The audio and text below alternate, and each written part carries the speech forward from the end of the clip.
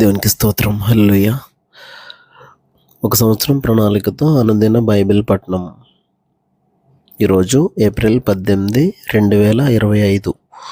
ఈరోజు కొరకు ఏర్పాటు చేయబడిన బైబిల్ వాక్య భాగాలు పాత నిబంధన 1 సమూయేలు 27, 28, 29 అధ్యాయాలు మరియు కొత్త నిబంధన లూకా సువార్త 17వ అధ్యాయము 1 నుండి 19 వచనాలు. మొదటిగా 1 సమూయేలు 27వ అధ్యాయం.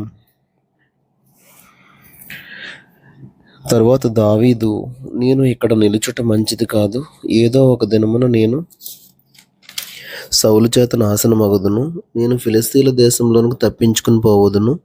అప్పుడు సౌలు ఇశ్రాయేలీయుల సరిహద్దులలో నన్ను వెదకుట మానుకొనును గనుక నేను అతని చేతిలో నుండి తప్పించుకుందునని అనుకుని లేచి తన యొద్దనున్న 600 మందితో కూడా ప్రయాణమై మాయోకు కుమారుడును గాతు రాజునైన ఆకీష్ నొద్దకు వచ్చెను. దావీదు గాతులో ఆకీషు నొద్ద చేరగా అతడును అతని వారందరూ తమ తమ కుటుంబముల సమేతంగా కాపురముండిరి. యెజ్రెయేలీయురాలగు అహీనోయము, నాబాలు భార్య అయి ఉండిన కర్మెలీయురాలగు అబీగయేలు అను అతని 2 భార్యలు దావీదుతో కూడా ఉండిరి. దావీదు గాతునకు పారిపోయిన సంగతి సౌలునకు తెలిసిన మీదట అతడు దావీదును వెదకుట మానివేశను. అంతట దావీదు, రాజపురమందు నీ యొద్ద నీ దాసుడనైన నేను కాపురం చేయనేలా, నీ దృష్టికి నేను అనుగ్రహం పొందినవాడనైతే బయటి పట్టణములలో ఒక దానియందు నేను కాపురముండుటకు ఒక స్థలము ఇప్పించుమని ఆకీషును అడుగగా, ఆకీషు సిక్లగు అను గ్రామమును ఆ దినమున అతనికి ఇచ్చాను. కాబట్టి నేటి వరకు సిక్లగు యూదా రాజుల వశమున ఉన్నది. దావీదు ఫిలిష్తీయుల దేశంలో కాపురముండిన కాలమంతా 1 సంవత్సరము 4 నెలలు. అంతలో దావీదును అతని వారును బయలుదేరి గెషూరీయుల మీదను గెజేరీయుల మీదను అమాలేకీయుల మీదను పడిరి. ప్రయాణస్తులు పోవు మార్గమును షూరు నుండి ఐగుప్తు వరకునున్న దేశంలో వారు పూర్వము కాపురముండగా దావీదు ఆ దేశస్థులను హతము చేసి మగవానినేమి ఆడుదానినేమి ఎవరిని సజీవులుగా విడవక గొర్రెలను, ఎడ్లను, గార్ధబములను, ఒంటెలను, వస్త్రములను దోచుకుని తిరిగి ఆకీషు నొద్దకు వచ్చాను.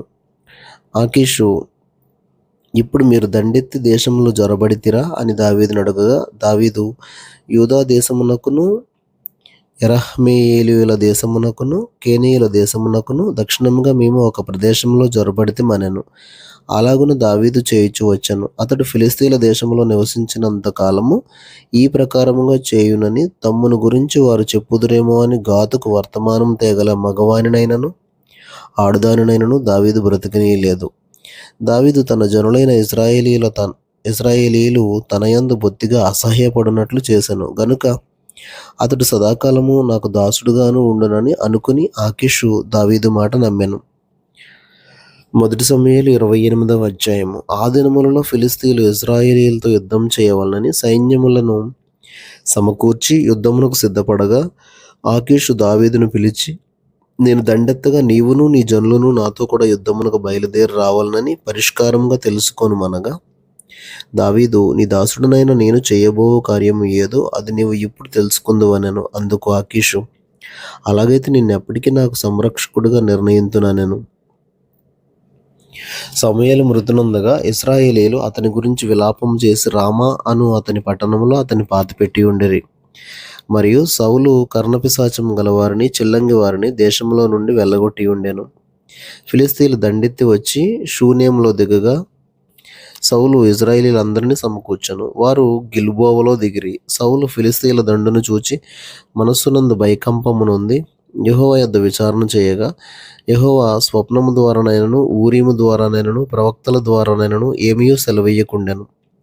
అప్పుడు సౌలు, నా కొరకు మీరు కర్ణపిశాచం గల ఒక స్త్రీని కనుగొనుడి, నేను పోయి దాని చేత విచారణ చేతునని తన సేవకులకు ఆజ్ఞ ఇయ్యగా, వారు చిత్తము, ఏందోరులో కర్ణపిశాచం గల ఒకటి ఉన్నదని అతనితో చెప్పిరి. కాబట్టి సౌలు మారువేషం ధరించి వేరు బట్టలు తొడుక్కుని 2 మనుషులను వెంట పెట్టుకుని పోయి రాత్రివేళ ఆ స్త్రీ యొద్దకు వచ్చి, కర్ణపిశాచము ద్వారా నాకు శకునము చెప్పి నాతో మాట్లాడుటకై నేను నీతో చెప్పువని రప్పించమని కోరగా, ఆ స్త్రీ, ఇదిగో సౌలు చేయించినది నీకు తెలిసినది కాదా? కర్ణపిశాచము గల వారిని చిల్లంగి వారిని అతడు దేశంలో ఉండకుండా నిర్మూలం చేసెను గదా. నీవు నా ప్రాణము కొరకు ఉరియొగ్గి నాకు మరణమేలా రప్పింతువు అని అతనితో అనెను. అందుకు సౌలు, యెహోవా జీవము తోడు, దీనిని బట్టి నీకు శిక్ష ఎంత మాత్రమునూ రాదని యెహోవా నామమున ప్రమాణం చేయగా, ఆ స్త్రీ, నీతో మాట్లాడుటకై నేనెవని రప్పింపవలనని అడుగగా, అతడు సమూయేలును రప్పింపవలని అనెను. ఆ స్త్రీ సమూయేలును చూచినప్పుడు బిగ్గరగా కేకవేసి, నీవు సౌలువే, నీవు నన్నెందుకు మోసపుచ్చితివని సౌలుతో చెప్పగా, రాజు, నీవు భయపడవద్దు, నీకు ఏమి కనబడిందని ఆమెను అడుగగా, ఆమె, దేవతలలో ఒకడు భూమిలో నుండి పైకి వచ్చుట నేను చూచుచున్నానెను. అందుకతడు ఏ రూపముగా ఉన్నాడని దాన్ని అడిగినందుకు అది, దుప్పటి కప్పుకొనిన ముసలివాడు ఒకడు పైకి వచ్చుచున్నాడనగా, సౌలు అతడు సమూయేలు అని తెలుసుకుని సాగిలపడి నమస్కారం చేశాను. సమూయేలు, నన్ను పైకి రమ్మని నీవెందుకు తొందర పెట్టితివని సౌలును అడుగగా, సౌలు, నేను బహుశ్రమలో ఉన్నాను. ఫిలిష్తీయులు నా మీదకి యుద్ధమునకు రాగా దేవుడు నన్ను ఎడబాసి ప్రవక్తల ద్వారానైనను స్వప్నముల ద్వారానైనను నాకేమీ సెలవయ్యకై ఉన్నాడు. కాబట్టి నేను చేయవలసిన దానిని నాతో తెలియజెప్పుడుకై నిన్ను పిలిపించితినెను. అందుకు సమూయేలు, యెహోవా నిన్ను ఎడబాసి నీకు పగవాడు కాగా నన్ను అడుగుట వలన ప్రయోజనమేమి? యెహోవా తన మాట తన పక్షముగానే నెరవేర్చుచున్నాడు. నా ద్వారా ఆయన సెలవిచ్చి ఉన్నట్టు, నీ చేతి నుండి రాజ్యమును తీసివేసి నీ పొరుగువాడైన దావీదునకు దాన్ని ఇచ్చి ఉన్నాడు. యెహోవా ఆజ్ఞకు నీవు లోబడక అమాలేకీయుల విషయంలో ఆయన తీక్ష్ణమైన కోపము నెరవేర్చకపోయిన దానిని బట్టి యెహోవా నీకు ఈ వేళ ఈ ప్రకారముగా చేయుచున్నాడు. యెహోవా నిన్నును ఇశ్రాయేలీయులను ఫిలిష్తీయుల చేతికి అప్పగించును.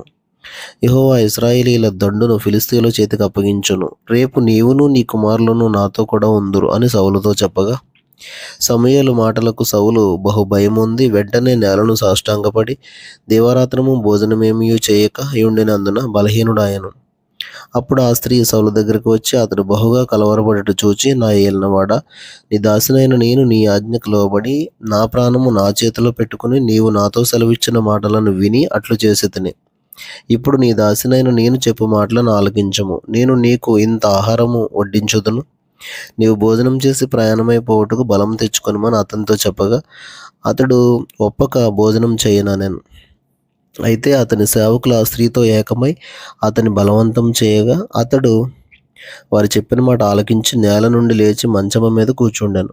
తన ఇంటిలో క్రొవ్విన పెయ్య ఒకటి ఉండగా ఆ స్త్రీ దాన్ని తీసుకుని త్వరగా వధించి పిండి తెచ్చి పిసికి పులుసు లేని రొట్టెలు కాల్చి తీసుకుని వచ్చి సౌలునకును అతని సేవకులకును వడ్డించగా, వారు భోజనం చేసి లేచి ఆ రాత్రి వెళ్ళిపోయిరి.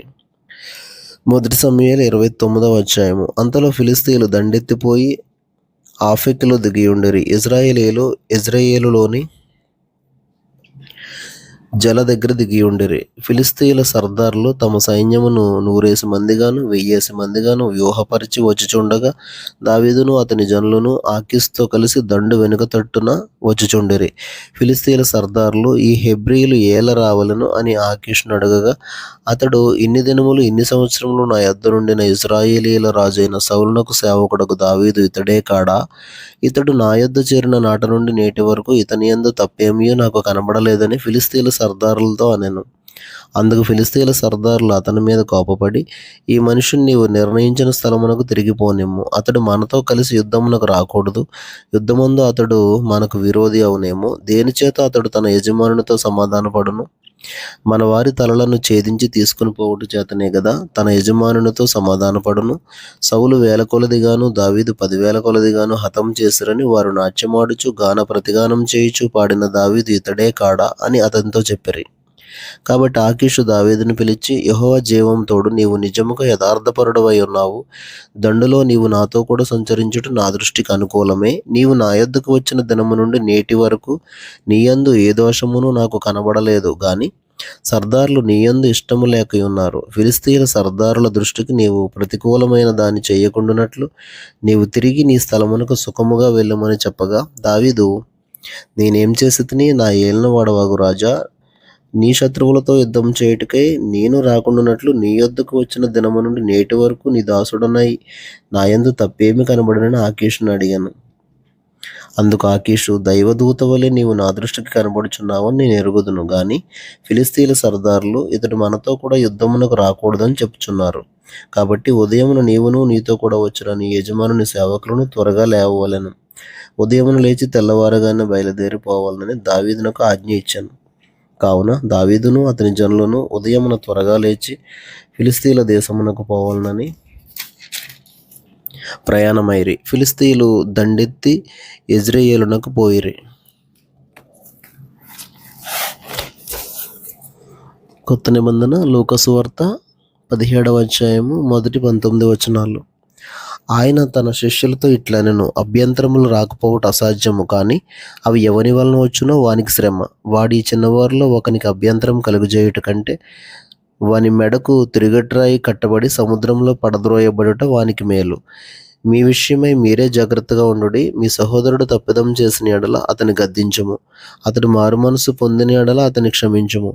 అతడు ఒక దినమున 7 మార్లు నీ ఎడల తప్పిదం చేసి 7 మార్లు నీ వైపు తిరిగి మారుమనసు పొందితిననిన ఎడల అతని క్షమింపవలెను అనెను. అపోస్తలులు, మా విశ్వాసము వృద్ధి పొందించుమని ప్రభువుతో చెప్పగా, ప్రభువు, మీరు ఆవగించంత విశ్వాసం గలవారైతే ఈ కంబలి చెట్టును చూచి నీవు వేళ్లతో కూడా పెళ్లగింపబడి సముద్రంలో నాటబడమని చెప్పినప్పుడు అది మీకు లోబడును. దున్నువాడు గాని మేపువాడు గాని మీలో ఎవనికైనా ఒక దాసుడు ఉండగా వాడు పొలంలో నుండి వచ్చినప్పుడు నీవు ఇప్పుడే వెళ్ళి భోజనం చేయమని వానితో చెప్పడు.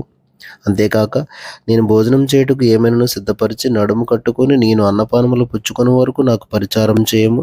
అటు తర్వాత నీవు అన్నపానములు పుచ్చుకొనవచ్చునని వానితో చెప్పను. గాని ఆ దాసుడు ఆజ్ఞాపింపబడిన పనులు చేసినందుకు వాడు దయచూపునని వానిని మెచ్చునా? అటువలే మీరును మీకు ఆజ్ఞాపింపబడినవన్నీ చేసిన తరువాత మేము నిష్ప్రయోజకులమైన దాసులము, మేము చేయవలసినవే చేసి ఉన్నామని చెప్పుడనెను.